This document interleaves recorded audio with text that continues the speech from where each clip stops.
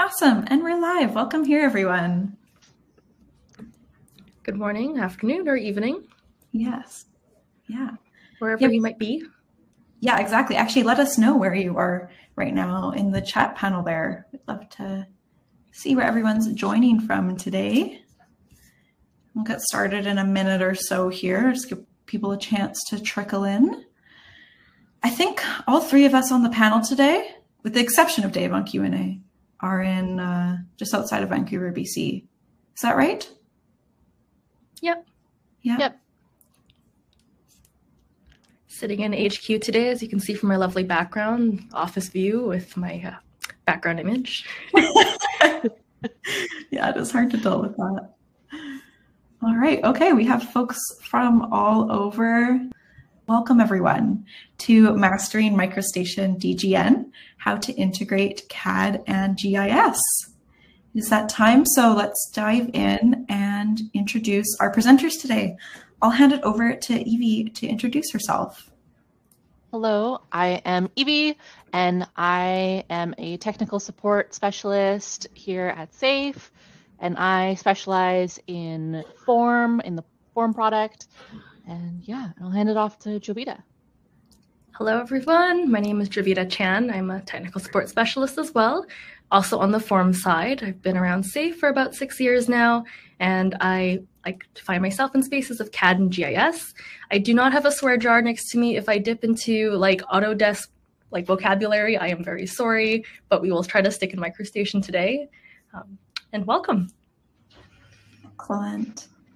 Okay, so before we dive in, if you are new to the Livestorm platform, if you have any audio issues during the webinar, just click that help button on the bottom left. There's 4 simple steps to take.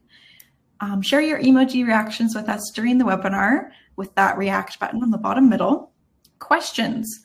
Also, various points that will stop to answer any key questions there. And we also have Dave joining us on the back end, so he'll be helping us out with questions throughout the webinar.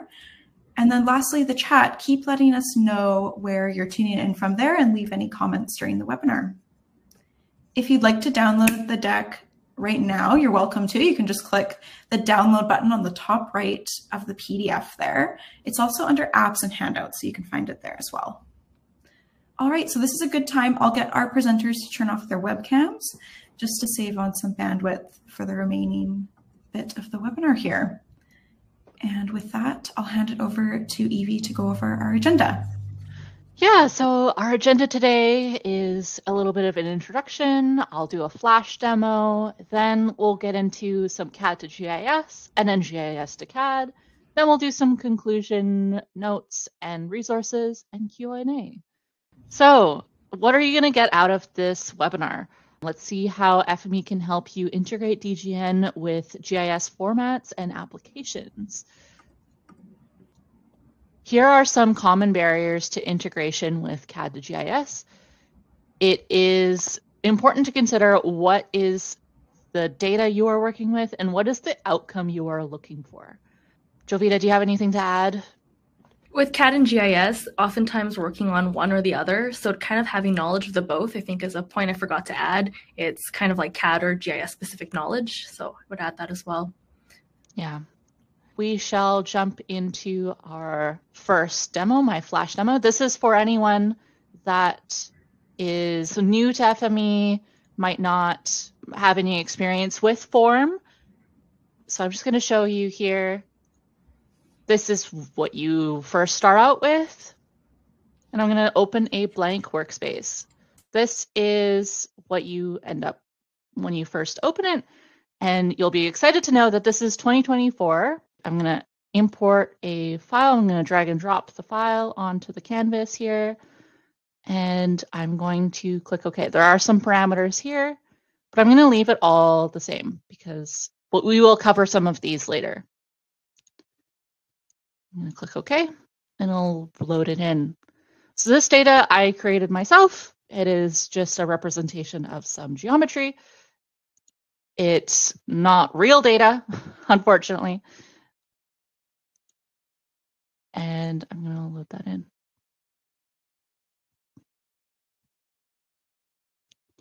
So this is separated by the different geometries, but if it wasn't, and you can see here the little preview at the bottom, the different points and lines here. You might want to separate this with a geometry filter if you're going to GIS. So if I put a geometry filter, just to show you what this looks like, I'm going to connect all of these to this input. And I'm going to select these geometries. If I run this, you'll see that they're all filtered out, even though I connected them all. So it's the same output, but slightly different. I'll add that in this case, Evie's got some really kind of clean data already as we're working with example data. But in the case of data that you might be working with, they may not come so cleanly in lines, points, and polygon levels. And so that geometry filter lets you split out your geometries to get that into GIS for your feature classes or your shape files where it only allows one type of geometry. Yeah, that's a really good point. And so something that's important for GIS, a lot of formats like the geodatabase, which I'm going to write to here, is I'm going to write to this one. I'm going to name it. I'm just going to name it test. And I'm going to have automatic. But something that is different about file geodatabase is that it has to have a geometry. So point, polygon, line, and selected for each feature class. So if I select that one and then I write it out for points, I'm going to have to duplicate this or add another feature class to write out to the lines and areas. So I could just duplicate it. You can also add that in file, but I duplicate it here. And then I go into the lines and change it to polyline. And the areas, I change that to polygon. And that's the entire demo. So then if I run this, I'll preview this in the slides. Yeah, thanks. So while that's loading, should we expect 3 geodatabases, or what do each of those writer feature types represent? So since they're all to the same geodatabase, they will have separate feature classes, separate like layers, if you will. So if I go back to the slides here, this is what the geodatabase looks like. So they're all separate layers, and they have each geometry level on a different one. So yeah, that's the data. Excellent. So each of those geometries are a feature class, is that right, in that geodatabase? Yes, exactly. Awesome. Yes. Yeah, so here are some challenges that you may relate to. In that flash demo, I just wanted to go over that it is dependent on the output format that you want and what do you want in your outcome to be. Yeah.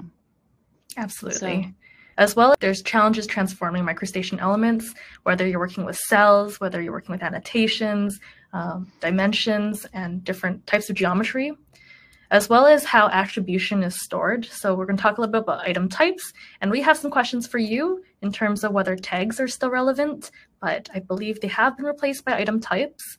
We can still work with tags if that is something that is needed. And then managing spatial awareness in terms of working with coordinate systems. If your data has been drawn, if in CAD to a coordinate system, it can be read in or set correctly, and it can be reprojected and kept into GIS. And then finally, we won't touch on this too much, but with FME, we're mostly focusing on form today, the other side being flow, which allows you to really scale up how you use your workspace and to automate it and let more users get the outcome of it without having to know how to create it. And that would be more about self-serve data and data validation. But we can talk about the data validation part today. I think it is somewhat represented in our demos today. yeah, thanks, Jovita. Yeah. So moving on to CAD to GIS. What is the difference between CAD and GIS? So CAD, if you didn't know, stands for computer-aided drafting. And a drawing represents objects and real world with accuracy, symbology, styling, labels, and levels that can contain anything. For sure. And out of curiosity, just from the audience, if you go to that React button there, how many of you are more aligned on like the CAD side? Like you're more comfortable with CAD? If you are, please give us a thumbs up. And if you're more of a GIS person, please give us like the person, like the ta-da emoji, like a little, like, I don't even know what that is. It's like when it pops and you get confetti. Yeah, perfect. Confetti. I'm like, ta-da. But yeah, so computer-aided drafting, Evie, would you say is more from like a drawing perspective then that we're looking at in terms of how we represent the real world in a drawing? Yeah, I think that a lot of drawings too, it really depends on your data, but a lot of them don't even have coordinate systems. And so it's really difficult sometimes to translate that to a GIS where coordinate systems are mandatory and the cleanness of data matters. Yeah. So in a GIS kind of mindset, as Evie's mentioning, topology and like data connectivity matters because this is data that's going to be used for analysis and then further decision making, and location is key. So the G in GIS, the geographic part, is super important in terms of being able to make that analysis based on spatial data. We touched on this in the Flash demo, but also the way data is organized in GIS is a lot more structured in terms of having that unique geometry per file, such as shapefile, or feature class in a geodatabase. I think those are the specific ones that tend to have one type of geometry. So those are the kind of ones that stand out. But this is CAD and GIS, just to get your minds ready for this. Yeah. So I'll hand it off to Jovita for this demo. Sounds great. So our first demo we're looking at will be from DGN roads to shapefile. And the goal of this workspace is to enrich the data set with GIS information where our data is a little bit older. I found this file from possibly the previous webinar on MicroStation. Nobody look at the age of that. And this is a file where the attributes are actually stored in the line style. So at the top right there in that little screenshot, we have the style for 1 means loose road type, 2 paved, 3 rough. And we're going to add that as attributes so a lookup table isn't required. And at the same time to boot, just because it's easy, we're also going to upgrade our DGN file. So we are going to DGN from DGN to shapefile, but also to DGN V8. And we're going to keep those attributes as item types, just as a bit of a taster. So with that, we will head into a demo. So before I had a screenshot, I thought I'd look into Data Inspector, but now we will go into the actual workspace. So that was Data Inspector. You see kind of a preview of it in Visual Preview below where Evie was showing the part with the map. And this is our workspace from V7 to shapefile. So take a quick look at our data. And because there's a lot going on here, we're just looking at IGDS style. So I've got 1, somewhere in the middle here, 2, and 3 are different road types. And using an attribute value mapper, we can import our CSV table of these 3 lovely records into loose, paved, and rough. So we're setting these new attributes as strings rather than numbers, cleaning it up, and then writing it out to our shapefile. So something kind of fun here, and some of you may already recognize, is a writer feature type. And that's the ability to write multiple feature classes or files, depending on the format you're working with at the same time. And I'm splitting it off based on road type. So I'll go ahead and just rerun this entire workspace, and then we'll talk about that little bookmark on the bottom.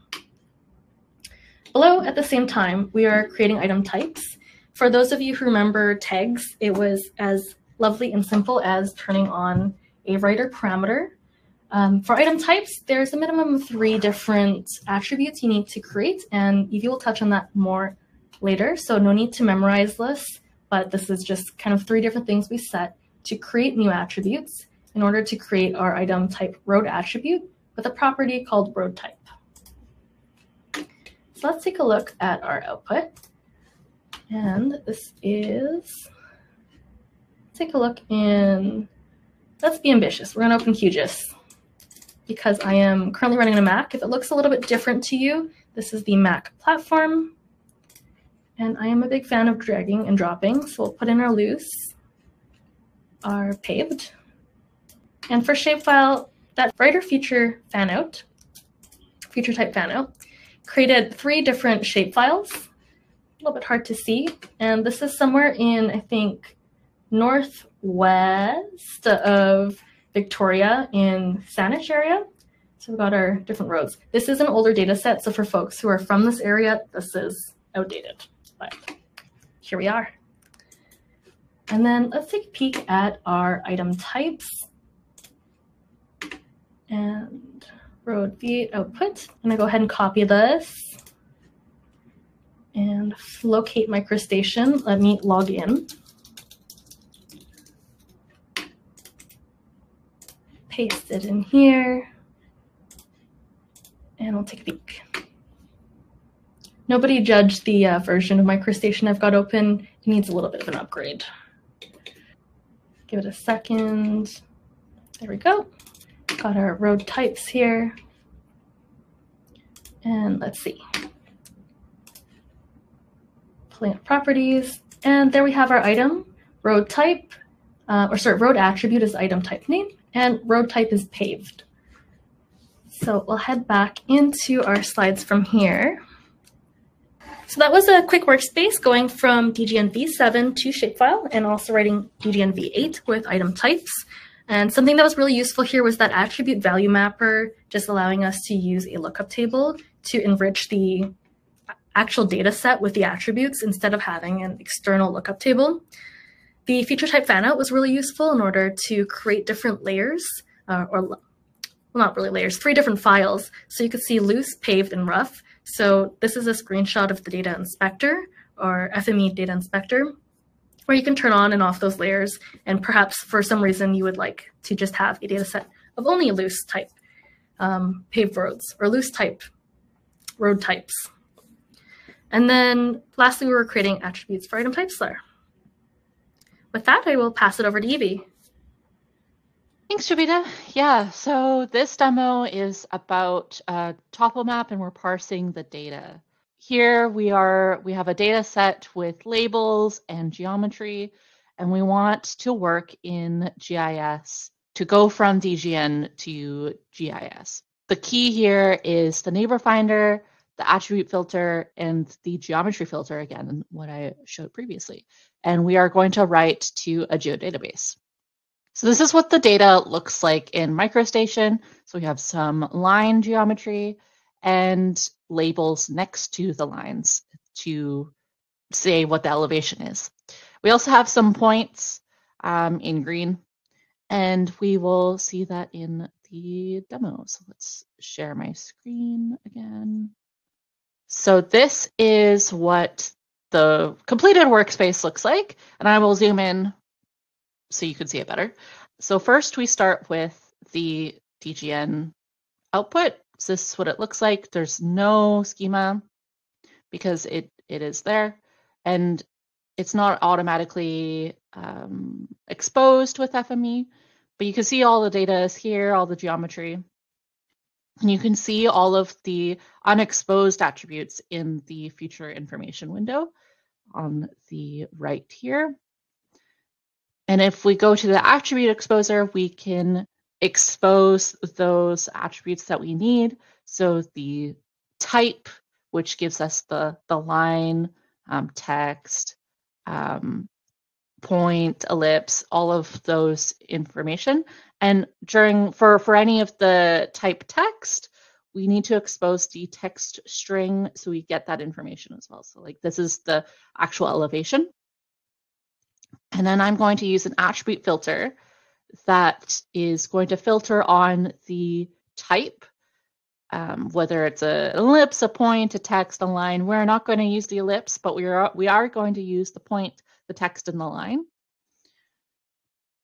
And then I'm going to use a neighbor finder, and that is going to match the labels to the nearest geometry. So the points to the text here, I'm going to match it for a maximum distance of 75, and it's based on your coordinate system. So if you don't have one, you should probably set that first. This does have a coordinate system, luckily, so which you can also see in the feature information window.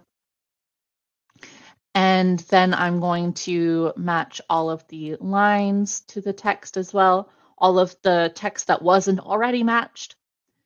And this is also to 75, and all of the ones that are matched, that are not matched yet, from that 75, I put in another neighbor finder for a maximum distance of 500, just to catch all of the loose ones. But if that's not what you want, you can just leave those hanging as well and not write those out.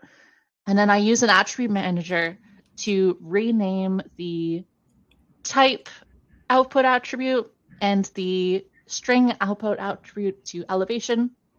And I use a conditional value to 2 possible values. For all of the points, I use peak, and for all other lines, I use contour. And then I can use a geometry filter to filter out the lines and points again. This is to write to geodatabase. So that means that all of the peaks are going to be written out here, and all of the lines, the contour lines, are going to be written out to a separate feature class in the geodatabase. So that is my demo.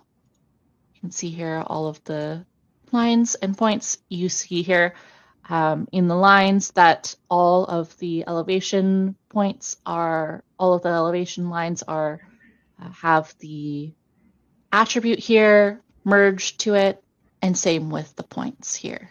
So yeah, so if we go back to the slides, this is what it looks like in ArcGIS Pro.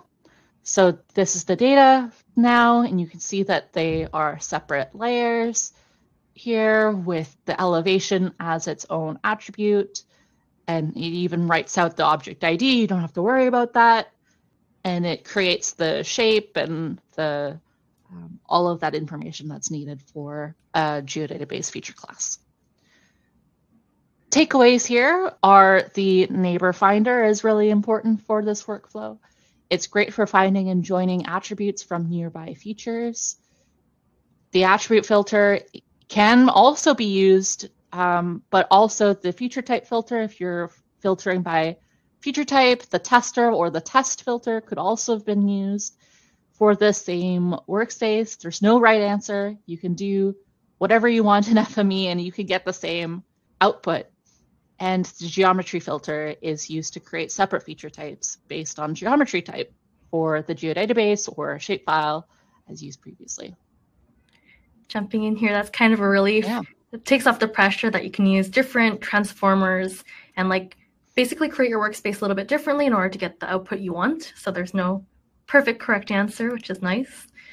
I'm curious about that neighbor finder. In our example here, we were just looking for one attribute or one annotation to put onto the geometry. Would it work if I had like multiple types of annotations that I wanted to put onto the same geometry? Yeah, if you had multiple, you could all put them into that input port, and then you could create a list instead, and it would output that for you in the feature information window, and you can expose that later. Yeah, so lots of different ways you could do this, whether you have multiple or only one. You could do lots of things with FME, lots of different answers.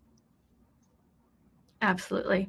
And we didn't have it in this particular webinar, but we often talk about things like annotations in like a parcel or in an area. So we have lots of transformers like overlayers or like point on area overlayers that will grab that information, just like a more specific tool to use instead of like a catch-all. You've got more specific tools that you can use in FME. Yeah, and one thing as well is that I ran into this earlier with a customer, is that you don't need to create the points for the text. In FME, text comes in with its own insertion point. So you don't need to do that as well. So that's why I didn't cover that. Okay, so on to the next demo, Jovita. That's me. We will now be looking at reading item types from water mains and then writing to map info. We do love a good DGN reader talk. So in this workspace, we'll be looking at taking these attributes that have been, or item types, or attribution that's stored in DGN, and we want to enrich this data set for analysis.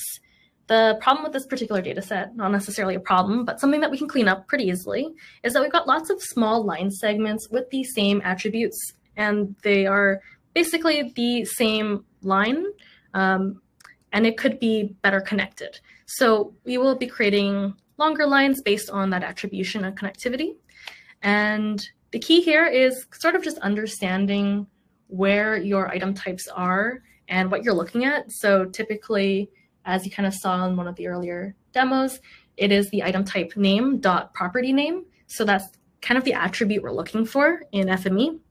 And the result for this workspace will be map info tables broken down by installation date ranges. So we're going to take one of the attributes, we're going to create ranges of dates when these mains were installed, and we're going to output multiple map info tables. Here we are in FME Workbench. I'm going to click out of this zoom tool so I don't accidentally zoom very, very close in. So from here, I'd like to show the reader actually. So I'm going to go in. I can either hit reader up top or just start typing DGN. We are in FME 2024 with the release being yesterday. So do check that out. It looks a little different than previous versions because it is now gorgeous. And we're going to take a look at Bentley MicroStation V8. I'm going to pass the data set there for a second. And these are the reader parameters. When we are reading item types, we want to definitely check read X attributes and item type attributes. And this will allow us to just pull out those item types as attributes that I'll show momentarily. Typically, when I'm going to go off-roading here a little bit, typically when we're in the reader, there's a couple of things that are on by default. They aren't currently on because I opened this recently and I remembered, but things like expand named cells is typically turned on. So if you want your cells to come in as a geometry, then you would want to expand the named cells. It's going to drop, being a cell, it's going to be all of its parts that make up the cell, and that gives you all of the symbology if you want to have that geometry. If you don't want that, you want to turn it off and you're going to get in your cells as points. So we'll talk more about this later, but I just, because it's open, want to chat about now. So things to remember here, check read X attributes and item type attributes if you would like to read item types. Go ahead. Okay, and cancel out of here. So having gone through that reader parameter, I now have this reader feature type, which is in orange. I don't think we mentioned the colors earlier, but this orange is reader feature type, writer feature type, and our transformers are here in the middle. So if I take a peek at my data set, you can see metadata.installation date. I've got two different item types represented here, metadata and water main. And within these item types, I have different properties. So metadata just has the one, which is installation date, and water main's got three different, and I should stop sorting, clear all sort. And water main's got three different properties. So some of the information we're looking at is the diameter or gauge, the lining material, and the material. I'll go ahead and run this entire workspace. And what we're doing here is that geometry filter that you're already familiar with, because familiarity breeds memory and helps with kind of learning. And what's interesting in this workspace is the line combiner. We are combining those line segments based on the same attributes. So if it's got the same diameter, the same lining material, and the same material, I would like it, and it's touching, I would like it to become a longer line. So as you can see, my features came through. I began with 66,000 features, and now I have 19,000. So I'm gonna take a look again. I'm gonna zoom in on Stanley Park because it's kind of an easy and obvious one. But if you see these line segments, installation date 1930, cast iron, diameter of 150. And if I just kind of click through this, you can see that I still have 1930, 150 cast iron. So I don't in GIS, I might not want these as separate line segments. And this line combiner, if I take a look at the output there, a little bit small, make it bigger. And as you can see now, I'm selecting this entire water main, which has the same attributes and the connectivity. So I now have just a more useful data set with less segments. And in the attribute manager, I used a conditional value in order to specify date ranges. And I did a writer feature type fan out on that, so we can see what we end up with. As we mentioned before with the feature type fan out, it depends on what type of format you're using with in terms of whether you get different feature classes of the same geodatabase, different tables of the same map info file, as well as whether it's maybe like a shape file, then you get different files. So let's go take a peek at this in the data inspector. I can type in my tab for short. Helps if I actually click it. And we're gonna look at our installation ranges. And here we are. So this data set and the previous data set, I did have known coordinate systems. The very first one, I did have to set the coordinate system. The second one, the data originally came from GeoJSON. So it wrote out the coordinate system and retained it, which is why we have a coordinate system here. And then we have our different data sets that we've output. So this is just our output to 1950, 1975, up till 2000, and then present. That will head back into our slides here then. So a recap on that one was about the reader parameters and just checking that item type, reading item types. Then we did some cleanup on topology for GIS and then extracted data for the purpose it's needed in, which for us, in this data set, we looked at installation dates. So before we flip over to GIS, from GIS to CAD, as we're still talking CAD to GIS, some key ideas to remember, and here's the screenshot with the actual wording for read X attributes and item type attributes V8 only. We talked about how to read item types and tags, not quite tags. We talked about how to read item types. And then finally, this is the part where I wanted to come back to about the reader parameters, cells. If you do not want it to be broken out of a cell and into its parts, its composite parts, you want to turn off expand name cells, which is under element options there on the right. Annotations will generally be split by default. So you want to go into the advanced parameters and turn that off if you do not want your multi-line split. Typically, when we work with CAD and FME, we try to explode everything so you can visualize it the way it looks when you open it up in MicroStation. And that can be good or bad, and it just shows you what data you're working with, which is most convenient. But if you're going from CAD to CAD, for example, you're writing straight back to DGN, you do not want to have any of those expanded or exploded. You want to keep them as their original geometry. So if you are writing from CAD to CAD, turn off expand name cells, turn off explode dimensions, turn off split multi-text. And then something to consider for your data set is whether the coordinate system is applicable. Hopefully your data provider lets you know what the coordinate system it's drawn in is. And in the case that it's not, some kind of possible things to do when you're bringing it into GIS. I think ArcGIS has some abilities sometimes to be able to import your data set and just kind of drag it around on the map to see approximately where it fits is one possibility. In FME, I think Dave did mention the local coordinate system setter. So you have a known point in your data set and you know approximately where it should be or what the correct coordinate system you want is. You can use that transformer in order to set the coordinate system. And we also have tools such as like the offsetter, rotator, and scaler to help you get your data into the right place. Anything to add there, Evie?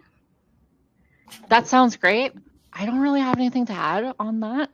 Sounds good. It's just good to remember about coordinate systems. It's not always included. Yeah. My CAD teacher used to tell us, do not ever take CAD data without asking for metadata. And I do remember that. Okay, flip side, GIS to CAD integration. And as you can see, our slides are now in white, just to keep us reminded which side we're going towards. Not that there is any favor to one or the other. We love both. So some things to keep in mind when we're going from GIS to CAD.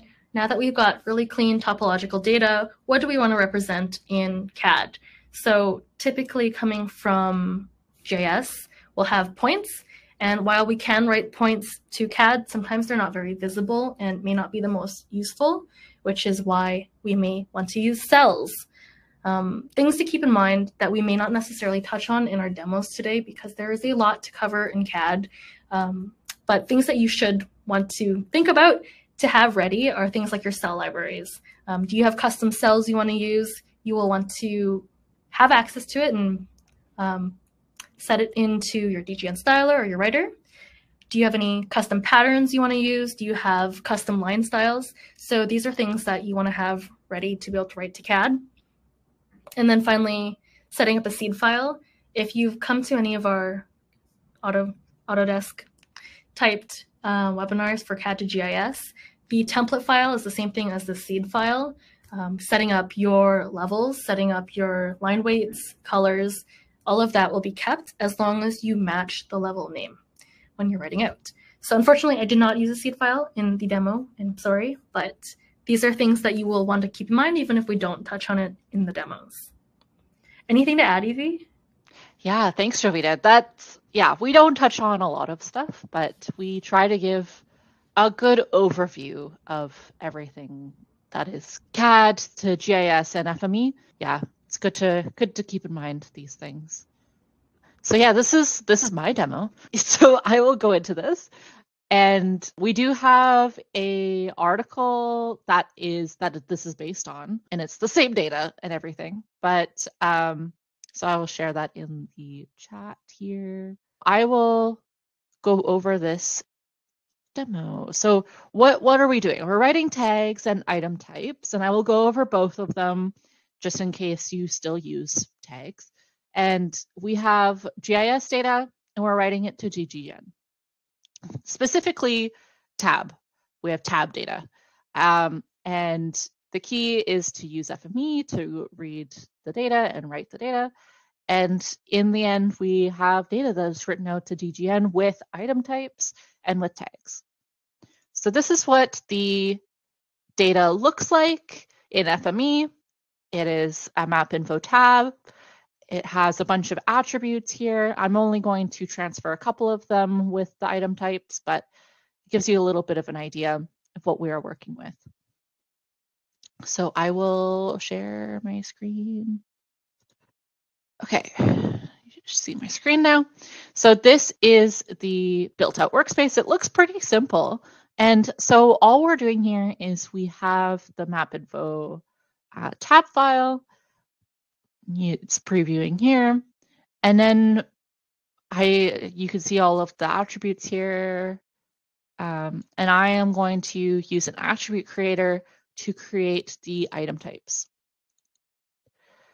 So this is for park name. So you have to make sure that you name the parks.name. So I have parks as the item name, and then the attribute name is just name. So then I put in the attribute value here, park name, and then the item type here is 1 for string, and it's all in the documentation that we can link out later as well. And then this is another attribute here, it's tree count, and then I put in the tree count attribute. And 3 is integer. And that's it. So then you would keep on going like this for all of your attributes. But I only put 2. So I click OK. I run that. And so now we have this attribute here. This is the tree count, name, all of that is there. And then we write it out to DGN V8. So if we run that, I will go back to the slides. So this is what it looks like in MicroStation V8 with the item type. So you can see here the items, there's the parks, and then under parks, there are the name and the tree count when you select a feature, when you select one of the lines. And so, yeah, if you wanted to write tags, it's as simple as just enabling write tags to yes in the V8 writer. And then you would write out all of your attributes as if you would normally would in FME. Just make sure that all of your attributes are exposed and available to work with in FME. And then they would be written out. So this is what it would look like for MicroStation V8i for the tags. If you were to write them out, some key takeaways here is item types require at minimum 3 attributes to be created. The IGDS item names with the 0 in the brackets or 1 in the brackets. Keep going like that. And then the item name in brackets dot property name dot type and just item name dot property name. So that's a little example. I gave you what it actually should be and my example with parks.name and parks.name.type. And then tags just need to have it enabled on the writer. So that's the documentation there. We'll put that in the chat as well. That's it for me. Jumping in here, something helpful I learned recently on that IGDS item names. That's a list. The little squiggly brackets indicate that this is a list value. So that 0 is index 0, 1 would be index 1. And you can have different item types and different elements, of course. So each kind of set of elements, let's say if we're talking like roads or trees, roads would have their own item types, starting with that like element at 0. If you have multiple property types, so like 0, 1, 2, you can have 3 or more properties in that one item type. And so you will have more than one IGDS item names 0 in your workspace if you're writing multiple item types to different features. So something I found useful. Hopefully it'll be of use to you as well. Yeah, that's something good to keep in mind. Yeah, it is a list. So yeah, you have to make sure to populate the 0, the 1, the 2 in the brackets. Otherwise, it also won't write out. Yeah. Demo 5, this is our last one coming up, and we will be looking at writing item types. I was hoping to create a workspace that tied together a few more elements. So our focus here will be looking at creating cells with item types on them, as well as using the DGN styler to set things like line styles. So we're looking at writing or reading from KML roads and GeoJSON tree points and writing out to DGN V8. We'll be creating a DGN file with a few different elements, as I mentioned, the cells and the line styles, as well as label annotations, I think is quite important when writing out to CAD, with our blocker being just kind of keeping in mind what we mentioned before about restructuring that data for a drawing perspective and what's useful for a CAD drafter or somebody working with CAD. And finally, we're going to use FME to bring this vision to life. With that, switching over to our screen share. So this looks like a larger workspace, but we're going to step through it and it will hopefully make more sense as we go. Let's take a peek at what we've got input. So we've got our KML reader with our road center lines. And I just wanted the road data set because I've got trees and it's not very useful in a drawing when you have a bunch of trees in the middle of nowhere. So I wanted to grab some kind of major roads. With my road types, I wanted to grab just the arterial roads. So we can use a tester to set up a simple test to look for just arterial roads, which is kind of a sigh of relief, fewer roads to look at. And then we're cleaning up some attributes here. So in this first blue bookmark, we're just filtering data. Scooting over to this yellow bookmark labeled 2, we're cleaning up geometry. And as you might recognize, this line combiner just to join these line segments into longer lines based on topology and attributes. We've got a reprojector here because I have my GeoJSON trees data set in EPSG. I think it was, let's take a peek. Opening up my feature information. So I am taking a look in the feature information window, and under geometry, there's my coordinate system. I'd like to expand this, but we've got EPSG 26910 in meters. So in order to have this data set come out to the same place, I am reprojecting my data. The DGN styler is of interest here, just to show that you can set your line styles. You can set it by level, and this is where a seed file in your writer parameters will be really useful. So you can have that preset in your seed file and have this pick up that information to set the line style. Here I've just chosen from my available line styles. And finally, I'm using the labeler to create annotations. Something really fun about this transformer that I hadn't really realized before, we have a couple of different labeling options, and this one is really great for linear or polygonal features, in that it will create a kind of parallel to that line feature, which is what I want for roads. Let's take a peek at that. Zooming in, you can see, let me change this back into light background. For those of you who are used to Stamen, we've switched over to Stadia Maps. Let's turn this off for a second here. Anyways, we've got our labels, and Fraser Highway kind of runs diagonally across Vancouver. So you can see that we've got our labels ready. Taking a look at our GeoJSON reader, we've got trees as points. Turn my background map back on. And we've got a lot of information here. So I think early on, when you're working with data with lots of attributes, especially from GIS, if you want to improve efficiency in terms of running speeds, you want to extract data early. So you want to keep your attributes that you're interested in and drop anything that you're not interested in kind of early on in your workspace is always helpful. And because we've got points and we're writing to CAD, we're going to create cells.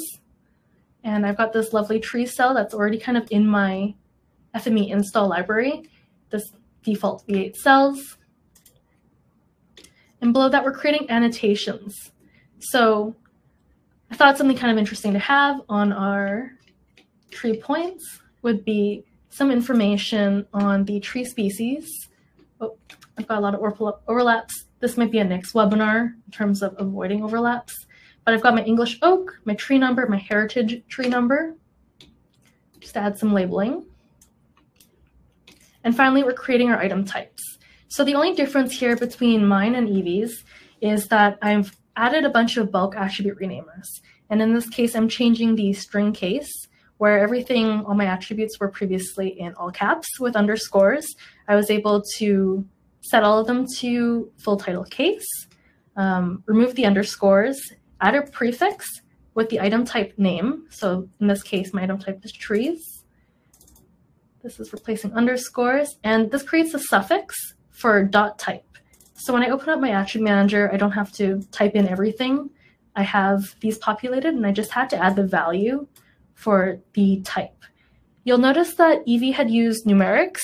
I actually typed out the full string and integer, and it seems to work as well, but I believe in our documentation we do suggest using the integer value, like 1, 2, and 3, instead of string and integer, but I found it still works.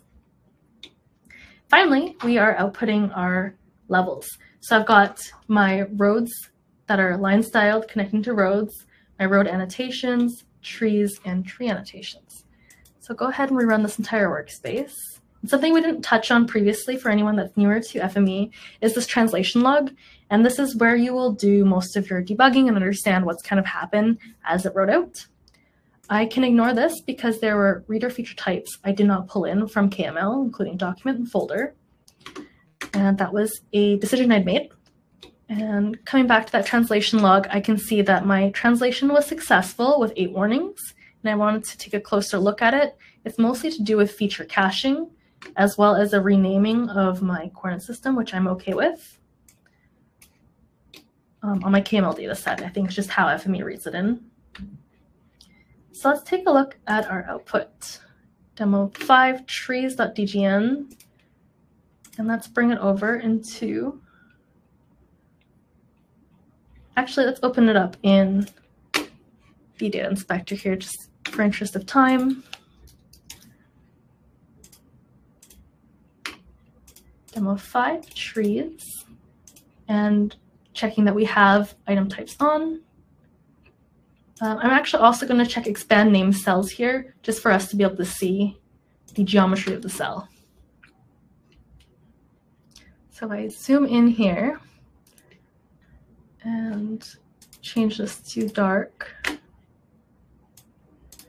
I've got my trees. They have my item type information. I've got my annotation offset by maybe a little bit too much here about my tree number and heritage number. And then I've got these roads just to kind of see approximately where my trees are located. So that concludes this demo. And we can move on from here as we've touched on this in the workspace and head into wrap up.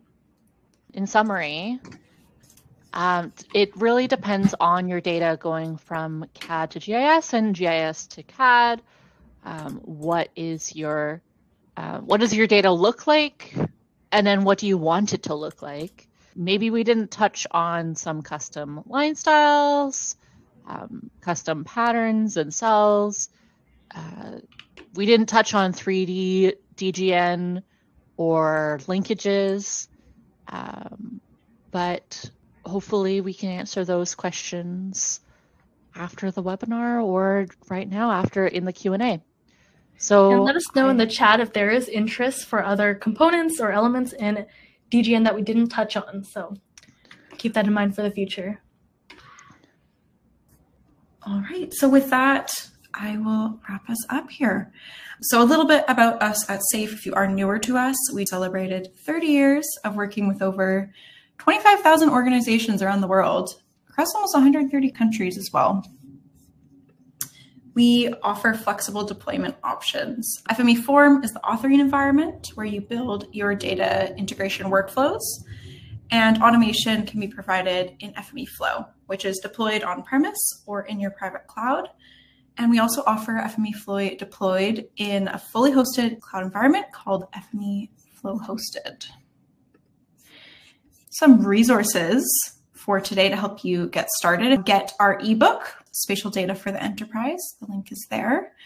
Check out our FME Academy and knowledge base. Tons of great resources at your fingertips and free learning available.